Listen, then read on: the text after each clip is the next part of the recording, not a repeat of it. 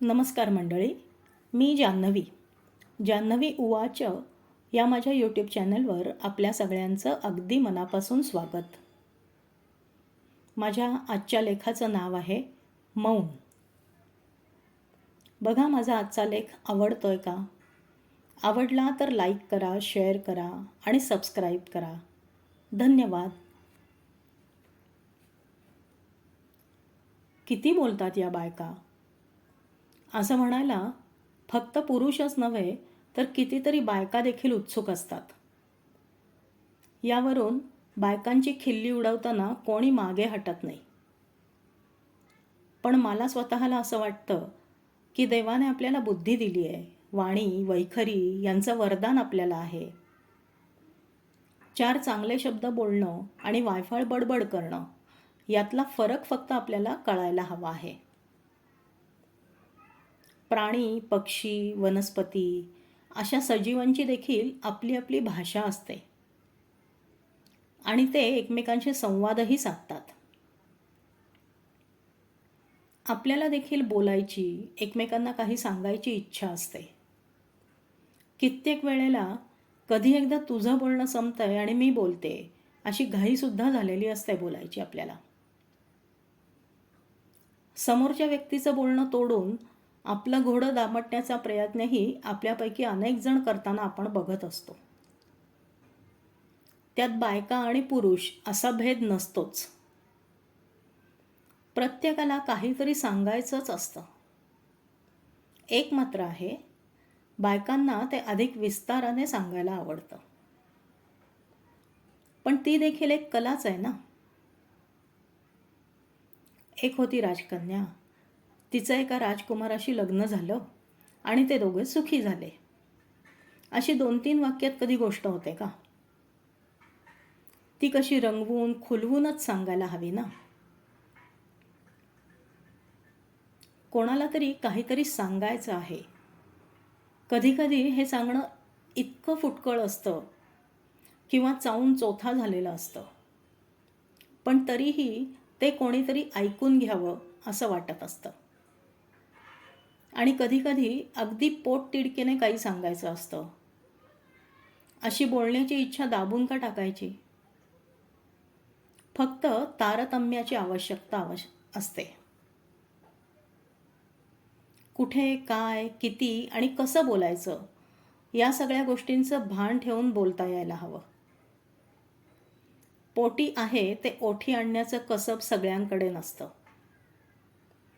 मनात अनेक विचार असतात, पण स्पष्टपणे मांडता येत नाहीत.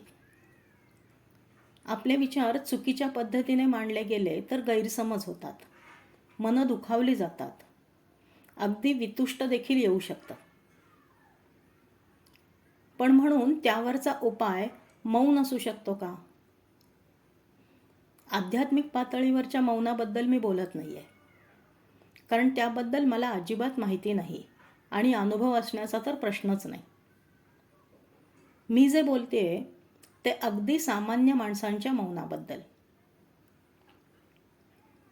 मी हल्ली तिच्याशी बोलणंच बंद केलंय, अशा प्रकारातलं हे मौन. मला वाटतं असं मौन स्वीकारण्याची ढोबळ अशी काही कारणं असतात. आपलं अज्ञान लपवण्यासाठी आपण मौन स्वीकारतो. एखाद्या गोष्टीच्या बाबतीत आपलं ज्ञान जर तोकडं असेल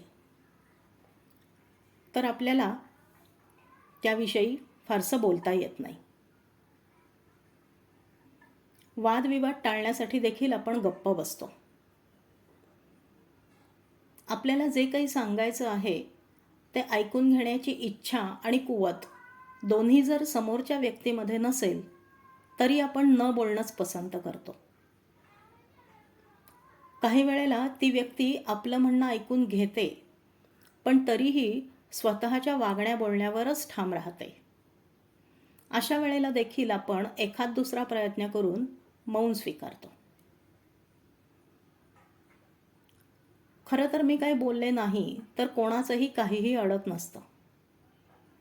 4 मोलाच्या गोष्टी मी कोणाला सांगितल्या नाहीत तरी त्यांना कळायच्या तेव्हा त्या कळतात आणि नाही कळल्या अशा गोष्टी तरी काही फरक पडत नसतो. जो तो आपल्या आपल्या वाटेवरून पुढे जात राहतो आणि स्वतःच्या अनुभवाने शहाणा होत असतो.